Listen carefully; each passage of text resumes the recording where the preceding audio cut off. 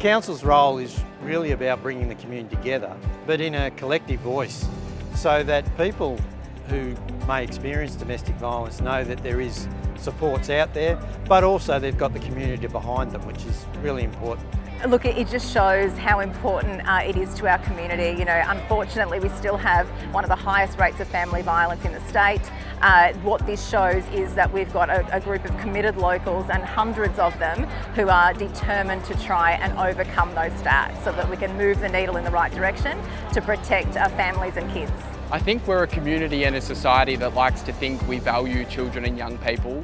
But I think if we want to live up to that self-concept, we have a long way to go to make sure that all children in our community know that they have a right to be safe and free from violence, and that we have the supports available if they do courageously disclose that they're experiencing family violence. The systems and how, unfortunately, they are failing our people.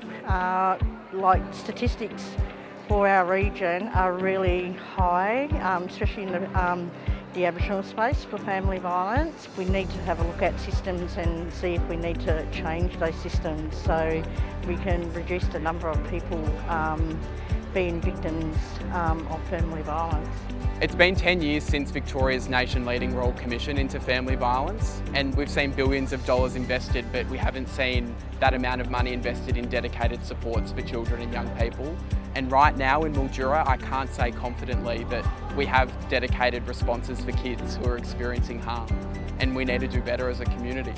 We should be looking at the other side also for people who use violence, and there's not enough investment in those particular areas, because when we look at family violence as an issue as a whole, we only just dealing with at the front end of it, not the back end.